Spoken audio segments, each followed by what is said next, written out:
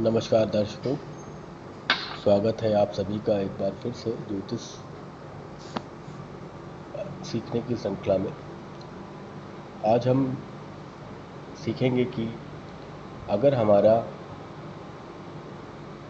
कुंडली में जो द्वितीय भाव का स्वामी है, जिसे हम द्वितीयेश बोलते हैं, वो अगर कुंडली के सभी 12 भाव में बैठता है तो सभी 12 भावों में उसके बैठने से सामान्यतः क्या रिजल्ट हमें एक जातक की कुंडली में देखने को मिलते हैं। तो दर्शकों, पहले समझने के लिए हम जानते हैं कि घर क्या है और दूसरी भाव के स्वामी को हमें कैसे पहचानना है अपनी कुंडली में। तो दर्शकों देखिए, यहाँ पर आपको अपनी कुंडली खोल लेनी है और आपकी कुंडली में जहाँ पर भी ला या एसी जैसा दिखे तो आप समझ जाइए कि ये आपका पहला घर है। फिर से ध्यान दीजिएगा, ये आपका पहला घर है, फर्स्ट हाउस। अब यहाँ से आपको एंटी क्लॉकवाइज मतलब घड़ी की उल्टी दिशा में चलते हुए अगर आप काउंट करेंगे तो आपको बाकी घर पता चल जाएंगे। जैसे अगर ये आपका पहला घर है तो उल्टी दिशा में चलेंगे तो ये आपका दूसरा घर होगा, ये आपका तीसरा घर होगा, ये आपका चौथा, ये आपका पांचवा, ये आपका छठा, ये आपका सातवां, ये आपका आठवां, ये आपका नवा घर, ये आपका 10वां घर, ये आपका 11वां घर और ये आपका 12वां घर होगा। और आपको मैं बता चुका हूँ कि हमारे ज्योतिष में जो हाउसेस होते हैं या जो घर होते हैं वो 12 संख्या में होते हैं। इसी तरीके मैं आपको पहले वीडियो में भी बता चुका हूँ कि जो राशि होती हैं ज्योतिष में वो भी 12 होती हैं। तो अभी आपने घर देख लिया है, कैसे हमें देखना है। अब हमें देखना है कि इन घरों में कौन सी राशियां हैं। तो देखिए दोस्तों, आपके इन घरों में 1 से लेके 12 तक का कोई भी नंबर लिखा हो सकता है। तो आपको अपनी कुंडली में देखना है कि आपके पहले घर में क्या नंबर लिखा हुआ है। तो एग्जाम्पल के लिए हम देख लेते हैं। सपोज हम एग्जाम्पल के लिए ले रहे हैं कि पहले घर में सपोज 5 नंबर लिखा हुआ है। तो राशियों के लिए भी हम सेम वही काम करेंगे। घड़ी की उल्टी दिशा में चलते हुए, एंटी क्लॉकवाइज चलते हुए हम राशियों को भी निर्धारित करेंगे। तो अगर किसी की कुंडली में पहले घर में 5 नंबर लिखा है तो उल्टी दिशा में चलेंगे आगे गिनती से। तो दूसरे घर में उसके 6 नंबर लिखा होगा, तीसरे में 7, फिर 8, 9, 10, 11, 12। अब चूंकि 12 के बाद वापस हमें 1 पे आना पड़ेगा क्योंकि हमारे पास 12 1 से लेकर 12 तक की राशियाँ हैं। 1, फिर ये 2, ये 3, फिर ये 4 और 5वां अपने आप आपको मिल गया। तो इस तरह आपको अपनी कुंडली में देखना है कि पहले तो ये देखना है कि आपका पहला घर कौन सा है और एंटी क्लॉकवाइज चलते हुए आपको अपने घर देख लेने हैं। फिर आपको देखना है कि पहले घर में कौन सी राशि है और उन राशियों को भी एंटी क्लॉकवाइज चलते हुए आपको निर्धारित कर लेना है। तो आज हम बात कर रहे हैं यहाँ पे सेकंड हाउस की। और सेकंड हाउस का जो अधिपति होता है, जिसे हम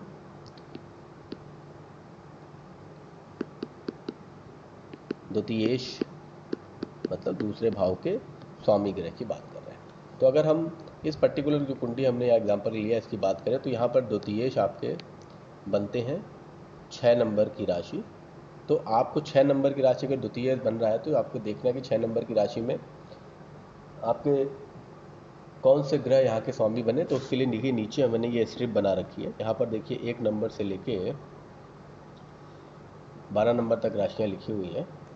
तो 1 नंबर की राशि के नीचे यहाँ पर मेष लिखा हुआ है, जिसके स्वामी ग्रह होते हैं मंगल। तो 1 नंबर की राशि के मंगल है। बाकी 2 नंबर है तो उसके स्वामी ग्रह है शुक्र, 3 है तो बुध, 4 है तो चंद्र देवता, 5 है तो सूर्य देवता, 6 है तो बुध देवता, 7 है तो शुक्र देवता, 8 है तो मंगल देवता 9 है तो गुरु देवता, 10 है तो शनि देवता, 11 है तो भी शनि देवता और 12 है तो गुरु देवता। तो आपके जो भी नंबर यहाँ लिखे हुए हैं उनके स्वामी ग्रह यहाँ नीचे लिखे हुए हैं, आप ये सब उससे देख सकते हैं कि आपके स्वामी ग्रह में। तो इस हिसाब से अगर देखें तो इस कुंडली के दूसरे घर में 6 नंबर की राशि आई है, तो इनके स्वामी देवता बने बुध। इस तरह हमने निकाल लिया कि आपकी कुंडली के द्वितीयेश दूसरे घर के मालिक कौन होंगे, बुध। ठीक है दोस्तों, तो पहले हमको यहाँ तक देखना है।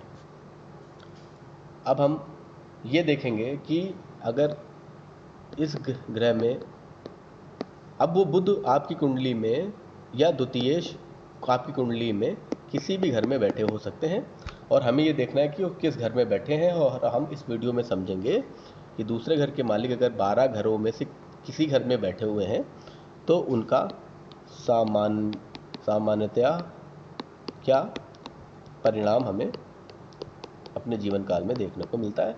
बाकी तो ग्रहों की अलग प्लेसमेंट पे ही बात करते हैं। तो चलिए हम आज यहाँ से हम देखते हैं। तो ये आपने देख लिया, ठीक है, तो हम इसे हटा देते हैं। तो अब हम सिर्फ सेकंड हाउस की यहाँ पर बात करेंगे, और यहाँ जो भी राशि आपकी लिखी हुई है उसके हिसाब से आप देख लीजिएगा कि आपका यहाँ स्ट्रिप में कि आपका द्वितीयेश कौन है।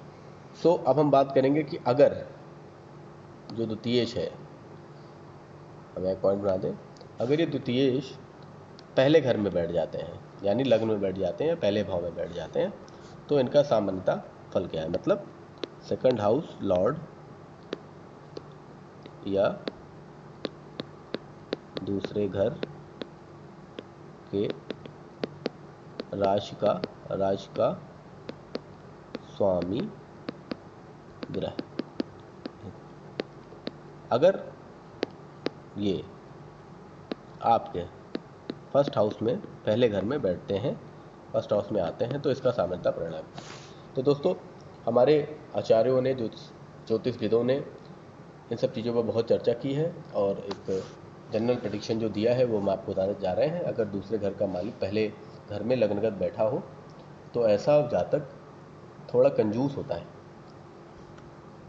यहाँ पर बैठा है तो ऐसा जातक थोड़ा कंजूस होगा, व्यवसाय में अच्छा है, व्यवसाय कर सकता है, बाकी भी योग देखने होंगे, व्यवसायी होगा इन जनरल, पैसे के मामले में उसका धन धान्य ठीक रहेगा, और धनियों के साथ उसका उठना बैठना होगा, और पैसा खर्चा करने में थोड़ा सा कंजूसी दिखाएगा। जैसे मैंने पहले बताया कि वो कृपण होगा, कृपण मतलब कंजूस होगा। तो ये पैसे को भोगने वाला होगा, स्वयं के लिए भोगी होगा, सुखी रहेगा, और जो बड़े लोग हैं, सरकार के लोग हैं, मान प्रतिष्ठा वाले लोग हैं, उनसे उसका बड़ा जान पहचान भी रहेगा और उनसे उसका काम भी बनता रहेगा। और एक चीज़ और कहेगी कि उसकी जो स्त्री होगी और जो उनकी जो पत्नी होगी उसके नेत्र सुंदर बतलाए गए हैं। तो ये है अगर दूसरे घर का स्वामी ग्रह लग्न में या पहले हाउस में बैठता है। अब बात करते हैं कि अगर वो दूसरे घर का हाउस अपने ही घर में बैठ जाता है, मतलब दूसरे घर का स्वामी अपने घर में बैठा हुआ है, तो क्या परिणाम होगा। तो ऐसा जातक धनवान होगा, धार्मिक होगा, बहुलाभिलाषी मतलब बहुत ज़्यादा अभिलाषा रखने वाला, मतलब उसकी बहुत सारी असीम इच्छाएं रहेंगी जिसके पीछे वो दौड़ता रहेगा, लालची होगा, दान देने वाला होगा, और परिवार के साथ चलने वाला होगा, और परिवार को साथ चलाने की कोशिश करने वाला होगा, और अपने ऊपर, अपने मन पे, अपने इंद्रियों पर काबू रखने वाला होगा। तो अगर दूसरे घर में बैठा हुआ है तो अब अगर सेकंड लॉर्ड दूसरे घर के मालिक तीसरे घर में आके बैठ जाते हैं, तो ऐसा व्यक्ति व्यवसायी होगा, व्यवसाय करने वाला हो सकता है, कलह करने वाला हो सकता है, विनम्रता भी उसके अंदर बिल्कुल नहीं होगी। और अगर द्वितीय भाव, मतलब एक सूत्र आपको यहाँ बता दें कि अगर दूसरे घर का मालिक सूर्य है और वो तीसरे घर में बैठ जाए, ये एक स्पेशल प्रेडिक्शन है, बैठता है, दूसरे घर का मालिक सूर्य और तीसरे घर में बैठ जाता है, तो ऐसा व्यक्ति अपने जो भाई लोग हैं उनसे लड़ाई करता रहता है, उनसे अक्सर उसकी लड़ाई होने के चांस बहुत रहते हैं, ऐसा देखा गया है। और यदि दूसरे घर का मालिक मंगल है, सूर्य ना होकर मंगल है, और वो तीसरे घर में आके बैठा है, तो ऐसे व्यक्तियों में चोरी करने की प्रवृत्ति देखी गई है। वो चोरी करने का काम भी कर सकता है। और अगर दूसरे घर का स्वामी शनि है और वो तीसरे घर में आके बैठ गया है, तो ऐसे व्यक्ति के जीवन में भाइयों की संख्या या तो नहीं होती है, उसके भाई नहीं होते हैं, या फिर बहुत कम देखे गए हैं। इस तरह इसको हम देखते हैं। लेकिन ऐसा व्यक्ति अगर यहाँ पर जो ग्रह बैठा है दूसरे घर का तीसरे घर में आके बैठता है और उसका प्लेसमेंट ठीक है, तो ऐसे व्यक्ति को बहुत पराक्रमी भी देखा गया है। वो अपने पराक्रम के बल पर बहुत सारी चीज़ें अर्जित करने वाला होता है। तो अब देखते हैं, अगर दूसरे घर का स्वामी चौथे घर में आकर यहाँ पर बैठता है। अब चौथे घर में अगर बैठा हुआ है तो ऐसा व्यक्ति अपने पिता से संपत्ति प्राप्त करने वाला हो सकता है। इसके अगर ये व्यवसाय में है तो इसके जो व्यवसाय के पार्टनर होंगे, बिजनेस पार्टनर, वो मेल ज़्यादा हो सकते हैं। सत्यवादी होता है, दयालु होता है, तेजस्वी होते हैं, हर काम में मेहनत करने वाले होते हैं, और इनकी उम्र लंबी देखी गई है, लंबी उम्र वाले देखे गए हैं। और यदि यहाँ पर बैठा हुआ ग्रह पाप ग्रह है, पाप ग्रह का मतलब, पाप ग्रह ज्योतिष में बोले गए हैं सूर्य, मंगल, शनि, राहु और केतु। तो अगर इनमें से चार में से कोई भी ग्रह द्वितीय दूसरे घर का मालिक होके चौथे घर में बैठ रहा है, तो ऐसे ग्रह की दशा अंतरदशा में माता को पीड़ा होते देखा गया है।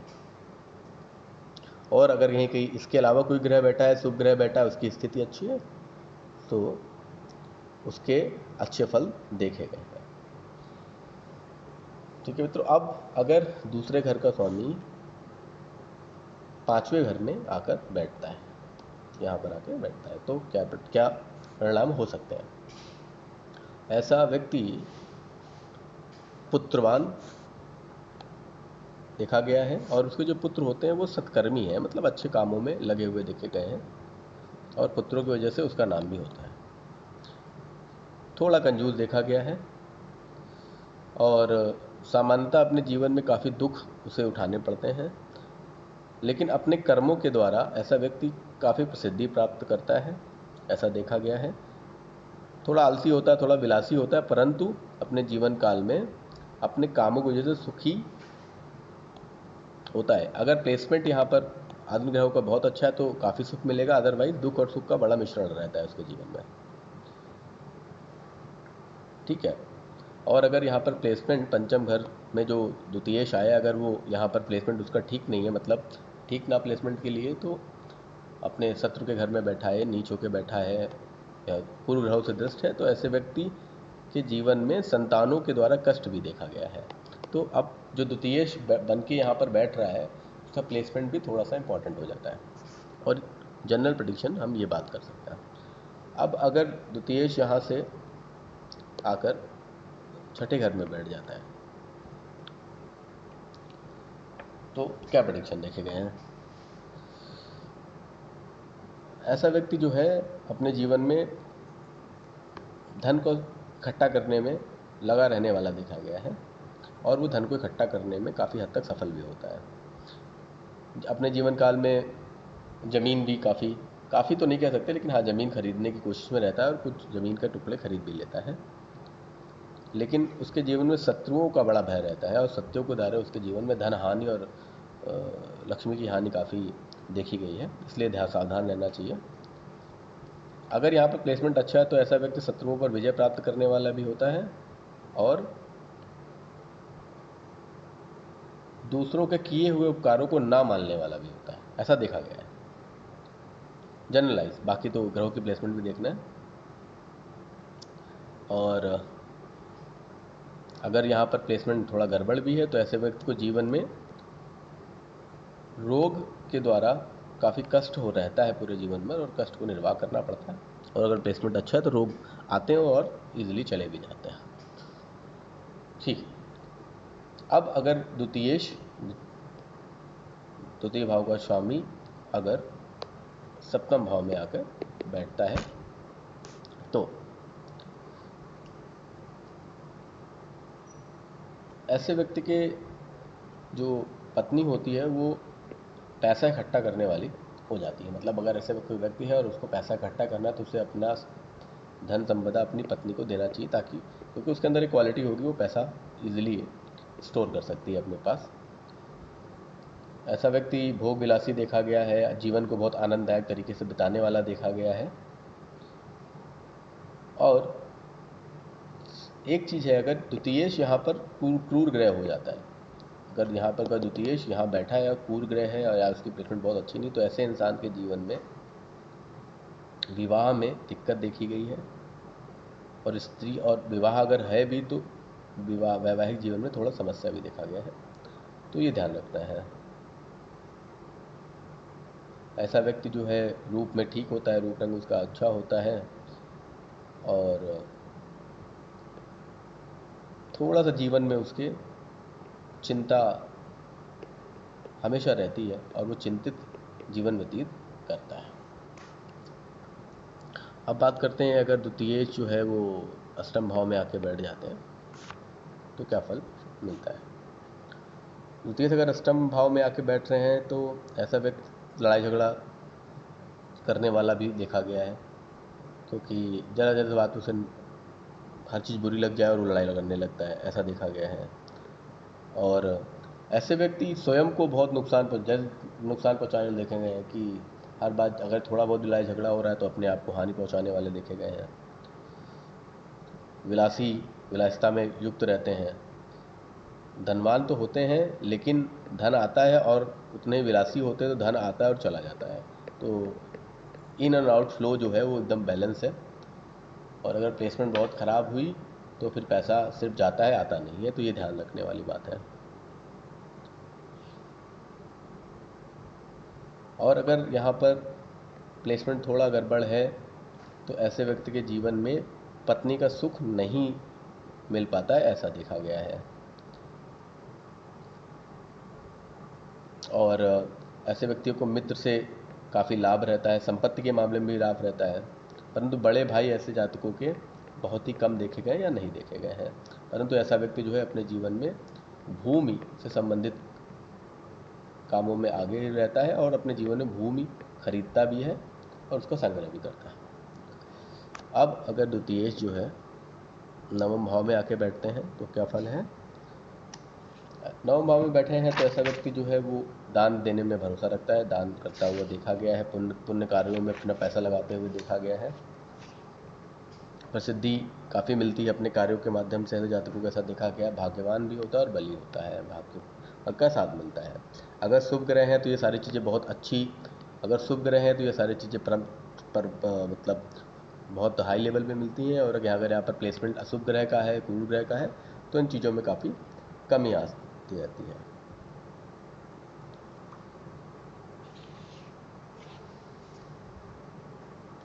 और ऐसे एक चीज़ में भी देखा गया है कि अगर द्वितीय भाव का जो प्लेसमेंट है थोड़ा गड़बड़ है तो ऐसे व्यक्ति को बचपन से काफ़ी बीमारियों का सामना करना पड़ सकता है। अब अगर द्वितीय जो है वो दसम भाव में आके बैठे हैं तो क्या परिणाम होते हैं देखते हैं। तो दसम भाव में है तो ऐसा व्यक्ति सरकार से काफ़ी जुड़ा रहता है, बड़े पदों पर जो आसीन पदाधिकारी होते हैं उनसे उसका बहुत जान पहचान रहती है, उससे उसको फ़ायदा भी रहता है। अपने भाई और पिता के लिए बहुत कुछ करता है और उनकी बातों पर चलने वाला होता है, उससे उनको फल। और ऐसा व्यक्ति अपने जीवन में यश प्राप्त करता है, रूपवान होता है, चीज़ों का ज्ञान रखने वाला होता है, और कामी प्रवृत्ति का भी देखा गया है। और ऐसे जातक की एक से अधिक पत्नियां भी देखी गई हैं, और उसके बहुत रीज़न है क्यों, या तो दूसरी शादी का योग बनाता है, यहाँ पर ऐसा डिपेंड करता है कि प्लेसमेंट क्या है, लेकिन एक से ज़्यादा पत्नियां हो सकती हैं, ऐसा देखा गया है। और ऐसा व्यक्ति पिता की सेवा में और माता की सेवा में काफ़ी समय बिताता है और उनकी बातों का अक्षरशः पालन करने की कोशिश भी करता है। और जनरली देखा गया है ही करता है। लेकिन अगर यहाँ पर प्लेसमेंट किसी पाप ग्रह का हो जाता है, क्रूर ग्रह का हो जाता है, जो मैंने अभी बताया यहाँ पे, तो ऐसे व्यक्ति जो हैं फिर माता पिता से लड़ने झगड़ने वाले भी देखे गए हैं। तो प्लेसमेंट यहाँ पर थोड़ा सा इम्पोर्टेंट हो जाता है। अब बात करते हैं यहाँ पे, अगर व्यक्ति का द्वितीयेश 11वें भाव में या एकादश भाव में 11वें घर में आके बैठता है तो क्या होगा, देखा जाता है। एकादश भाव में आने से ऐसा व्यक्ति जो है उद्यमशील, मतलब स्वयं के कार्यों में लगा हुआ देखा गया, अपने कार्यों से धन कमाता है, ऐसा देखा गया है। व्यवहार में कुशल होता है, धन धान्य से परिपूर्ण होता है, प्रसिद्धि को प्राप्त करता है, भोगी होता है, सुखी होता है। और अगर यहाँ पर प्लेसमेंट शुभ ग्रह की है तो ऐसा व्यक्ति मल्टीपल सोर्स से, मतलब सोर्सेस से पैसा कमाता है। एक जगह से नहीं बल्कि बहुत जगह से पैसा कमाने की कोशिश करता है। और अगर प्लेसमेंट ठीक है तो वो पूरी भी होती है, अगर प्लेसमेंट नहीं है तो फिर थोड़ा दिक्कत भी आती है। अब अगर दूसरे घर का मालिक अंतिम जो घर है 12th हाउस 12वें घर में बैठता है तो क्या परिणाम होगा, ये देखना है। तो हमको देखना है ये, अगर 12वें घर में है तो ऐसा व्यक्ति जो है विदेश से धन प्राप्त करना वाला देखा गया है, और विदेश से धन प्राप्त करने में उसको आसानी भी रहती है। पाप कर्मों में संलग्न रहने वाला, और अगर प्लेसमेंट बहुत ख़राब है तो ऐसे व्यक्ति के जो संगत होती है वो बहुत ख़राब है, तो ये इम्पोर्टेंट है। संगति, खराब संगति वाला देखा गया है, क्रूर होता है, बली होता है। और अगर प्लेसमेंट ख़राब है तो इन सब चीज़ों में और अधिकता बढ़ जाती है, और प्लेसमेंट अगर शुभ ग्रह की है तो थोड़ी कमी आती है। और अगर 12th हाउस, ऐसे व्यक्ति अगर प्लेसमेंट खराब है, ऐसे व्यक्ति को नींद की समस्या भी हो सकती है। ऐसे व्यक्ति के जीवन में अस्पताल से जुड़े हुए खर्चों का भी बहुतायत मात्रा में देखा गया, हमेशा कुछ ना कुछ लगा रहता है अगर प्लेसमेंट खराब है ग्रह की। तो ये सारी चीज़ें इसमें देखनी रहती है। तो दोस्तों, यहाँ हमने देखा कि क्या क्या चीज़ें यहाँ पर देखते हैं। अगर सेकंड हाउस का जो राशि स्वामी है वो अन्य 12 ग्रहों में बैठता है, तो ये रिजल्ट रहेंगे। और आपको एक भी बता देता हूँ कि सेकंड हाउस जो होता है वो ज्योतिष में बहुत सारी चीज़ों को डोनेट भी करता है। ये भी आप समझ सकते हैं कि सेकंड हाउस हमारे वाणी का, आँख का, दांत का, परिवार का, धन संचय का, स्वाद का,